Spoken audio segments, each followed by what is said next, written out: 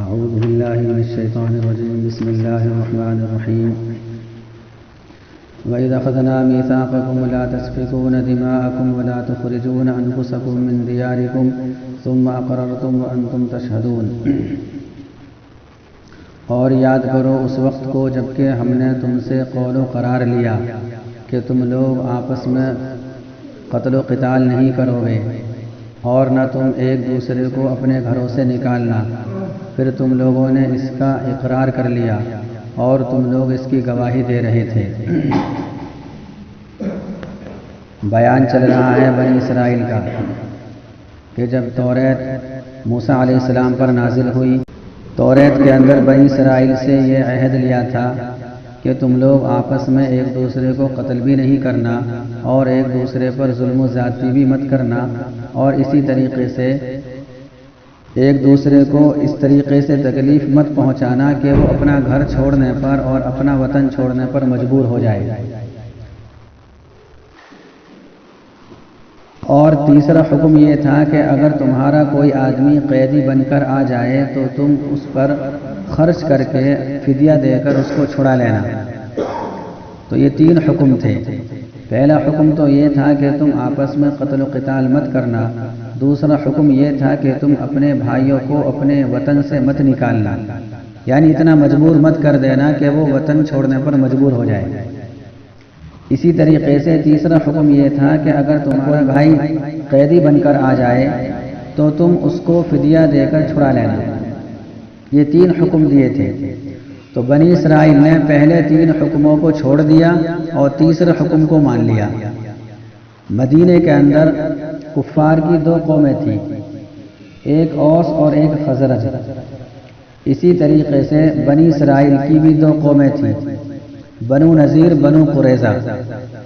تو بنو نذیر بنو قریظہ نے ہر ایک نے کفار کی ایک قوم سے دوستی کر لی تھی. بنو نذیر کفار کے ایک قبیلے کے ساتھ ہو گئے تھے اور بنو قریظہ کفار کے دوسرے قبیلے کے ساتھ ان لوگوں نے دوستی کر لی تھی. اور کفار کے جو 2 قبیلے تھے اوس اور خزرج، ان کی آپس میں دشمنی تھی. کبھی کبھی ان میں لڑائی جھگڑے ہو جایا کرتے تھے. تو اپنے دوست کا ساتھ دینے کے لیے اپنے رشتہ دار اپنے ہم مذہب لوگوں کی مخالفت کرتے تھے.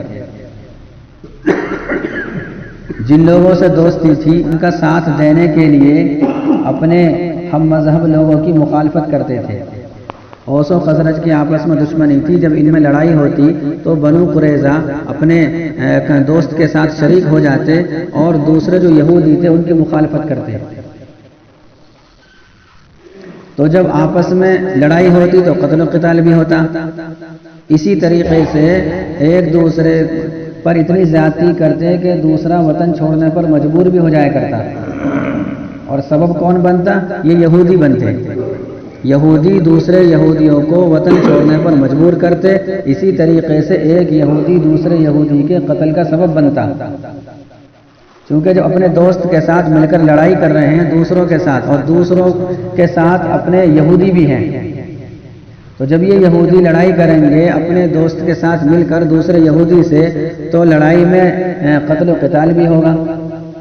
اسی طریقے سے وطن چھوڑنے پر یہ لوگ مجبور بھی کریں گے. تو گویا کہ ایک دوسرے کے سبب بن رہے ہیں، وطن کو چھڑانے پر بھی اور قتل و قتال پر بھی. تو ان دونوں حکموں میں ان لوگوں نے مخالفت کی تھی. توریت کے حکم کو نہیں مانا تھا. تیسرا حکم یہ تھا اگر کوئی تمہارا آدمی قیدی بن کر آ جائے تو اس کو فدیہ دے کر چھڑا لیا کرو. اگر دوسری جماعت مثلا بنو قریظہ کا کوئی آدمی قیدی بن کر آ گیا بنو نذیر کے پاس، تو اب یہ بنو نذیر کی دوستی تھی چونکہ خزرج سے، تو یہ لوگ اپنے دوست یعنی قبیلہ خزرج کے لوگوں کو آمادہ کرتے اس بات پر کہ ہمارے جو یہودی بھائی قیدی بن کر آئے ہیں ان کو چھوڑ دو، ان کو رہا کر دو، ہم پیسے دے دیں گے. اب جب کوئی ان سے اعتراض کرتا کہ تم ایسا کیوں کرتے ہو کہ تم اپنے دوسرے یہودیوں کو فدیہ دے کر چھڑا لیتے ہو، رہا کرا دیتے ہو، ایسا کیوں کرتے ہو؟ تو یہ لوگ یوں جواب دیا کرتے کہ چونکہ ہمیں توریت کے اندر اسی بات کا حکم ملا ہے کہ اگر کوئی ہمارا بھائی قیدی بن کر آ جائے تو ہم فدیہ دے کر اس کو ہم رہا کرا دیا کریں۔ اب اگر کوئی اعتراض کرتا ہے کہ تم لوگ قتل و قتال پر کیوں آمادہ ہوتے ہو، پھر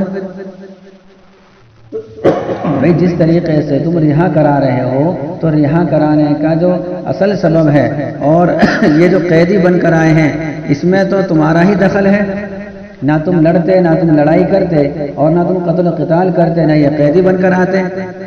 تو اس کا جواب یوں دیا کرتے، ہم لوگوں نے ان کفار سے دوستی کر رکھی ہے تو ہم دوستی کا خیال کرتے ہیں۔ تو جہاں یہ بات آتی رہائی کی تو کہتے ہمیں اللہ تعالیٰ کا حکم یہی ملا ہے، اور جہاں قتل و قتال پر کوئی اعتراض کرتا تو کہتے ہم دوستی کو نبھا رہے ہیں۔ تو یہ ان کی بہت زیادہ بے وقوفی کی بات تھی کہ 3 حکم ملے تھے، 2 حکموں کو انہوں نے توڑ دیا اور تیسرے حکم پر عمل کر رہے ہیں، یعنی جو آسان تھا اس پر عمل کیا اور جو مشکل تھا اس کو چھوڑ دیا۔ ایسے ہی ہم لوگوں کا حال ہے، اگرچہ یہ آیتیں کفار کے بارے میں ہیں، یہودیوں کے بارے میں ہیں، لیکن جب ہمیں یہ واقعہ سمجھ میں آ گیا تو اب ہم اپنے گریبان میں جھانک کر بھی دیکھ لیں کہ شریعت کے جو احکام ہمیں آسان لگتے ہیں ان کو ہم مان لیتے ہیں، یا ہماری کسی سے دوستی ہے ہم اس کا ساتھ دیتے ہیں شریعت کے خلاف۔ اگر کوئی ہم سے اعتراض کرتا ہے تو ہم کہتے ہیں کہ ہماری اس سے دوستی ہے، اگر ہم ساتھ نہیں دیں گے تو لوگ ہمیں کیا کہیں گے؟ تو لوگوں کی تو پرواہ ہوتی ہے، قرآن و حدیث کی پرواہ نہیں ہوتی۔ تو ان لوگوں نے یہ جواب دیا تھا، لیکن اس کی سزا کیا تھی؟ اگلی آیتوں میں یہ سزا بھی بیان کی جا رہی ہے کہ ان کی سزا یہ ہے دنیا میں ان کو اللہ تعالیٰ ذلیل و خوار کرے گا اور آخرت میں ہمیشہ کے لیے ان کو جہنم میں ڈال دے گا، ہمیشہ کے لیے، چونکہ ان لوگوں کے پاس ایمان نہیں تھا۔ ہم لوگوں کے پاس ایمان ہے تو ہم ہمیشہ جہنم میں نہیں جائیں گے، لیکن کچھ وقت کے لیے ضرور چلے جائیں گے اگر ہمارے اندر یہ کمیاں ہوئی۔ اور پھر تم لوگ جیسے ہو سامنے موجود ہو کہ تم لوگ آپس میں ایک دوسرے کو قتل بھی کرتے ہو اور تم لوگ اپنے ایک گروہ کو نکال دیتے ہو ان کے گھروں سے۔ ضروری نہیں ہے کہ ہاتھ پکڑ کے نکال دیا جائے، اتنا مجبور کر دیا جائے، اتنا اس کو تکلیف دی جائے کہ وہ اپنا وطن چھوڑنے پر، اپنے گھر کو چھوڑنے پر مجبور ہو جائے، اسے بھی نکالنا ہی کہا جائے گا۔ تظاہرون علیہم بالاسم والعدوان، اور تم لوگ اپنے ہی لوگوں کے خلاف دوسروں کی مدد کرتے ہو گناہ کے ذریعے اور ظلم و زیادتی کے ذریعے۔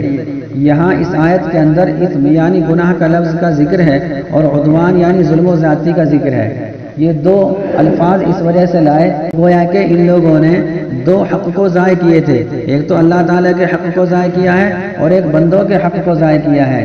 تو اس وجہ سے اس آیت کے اندر 2 الفاظ ذکر کر دیے اور جرم کی سختی کو بیان کر دیا کہ جرم یہ ہلکا نہیں ہے بلکہ بہت بڑا جرم ہے یہ کہ ایک حکم کو مان لیا، دوسرے حکم کو چھوڑ دیا، جو آسان لگا اس کو مان لیا، جو مشکل لگا اس کو چھوڑ دیا۔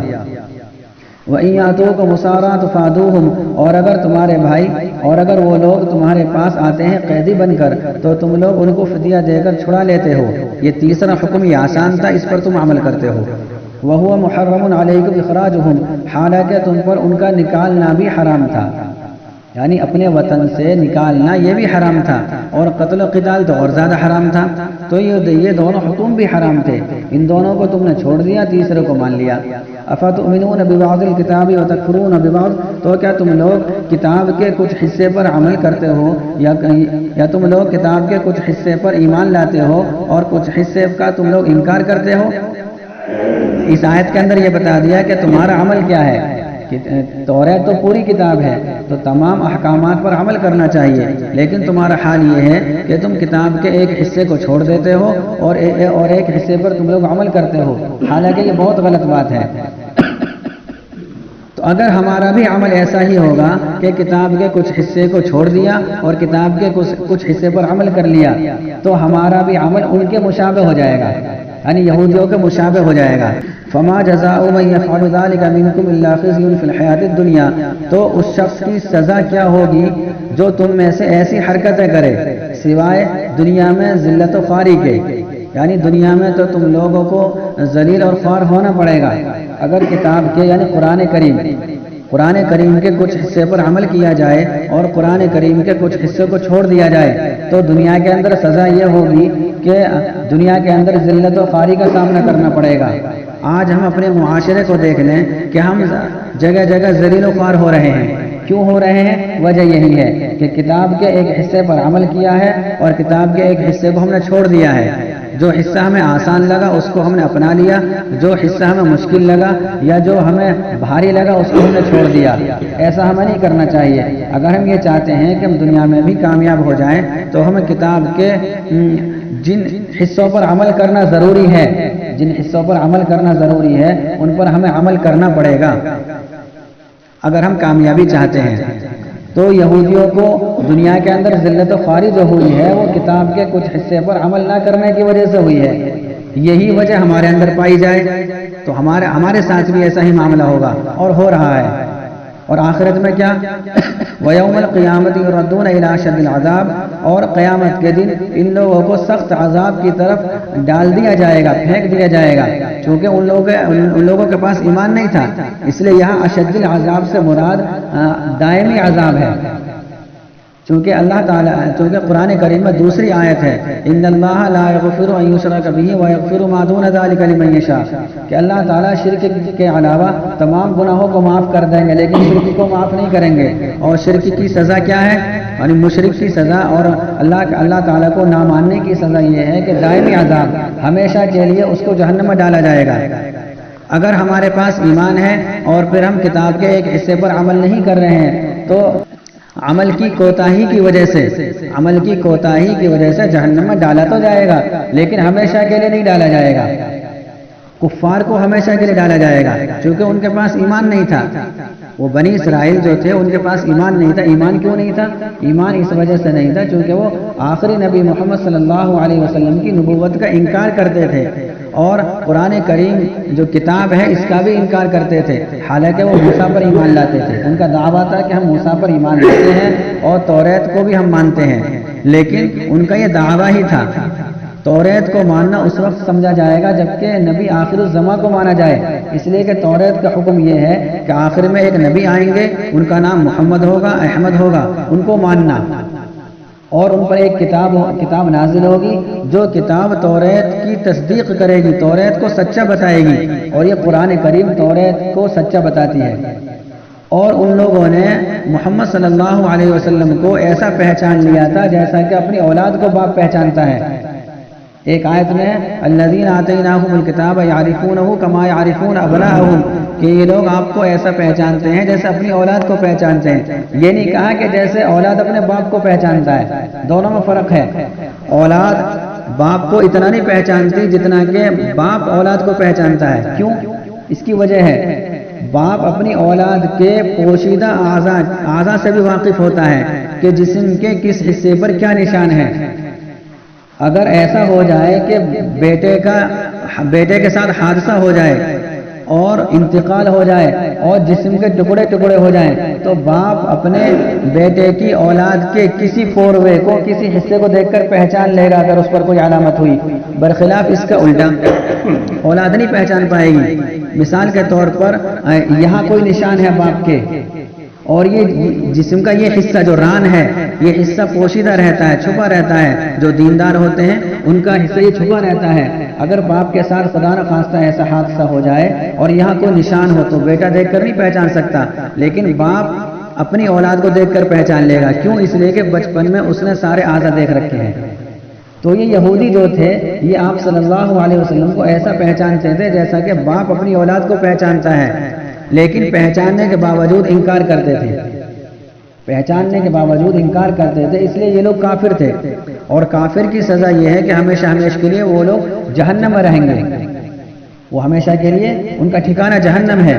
اس لیے یہاں اشد العذاب سے مراد یعنی اصل اس کا ترجمہ ہوگا سخت عذاب۔ اشد کے معنی سخت اور عذاب کے معنی عذاب، سخت سزا۔ تو یہاں مراد چونکہ کافروں کا بیان چل رہا ہے تو یہاں اشد عذاب سے مراد ہے دائمی عذاب۔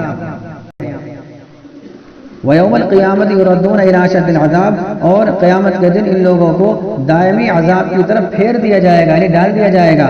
اور اللہ تعالیٰ تمہارے اعمال سے غافل نہیں ہے، جو تم حرکتیں کر رہے ہو اللہ تعالیٰ تمہاری حرکتوں کو دیکھ رہا ہے، خوب دیکھ رہا ہے اللہ تعالیٰ۔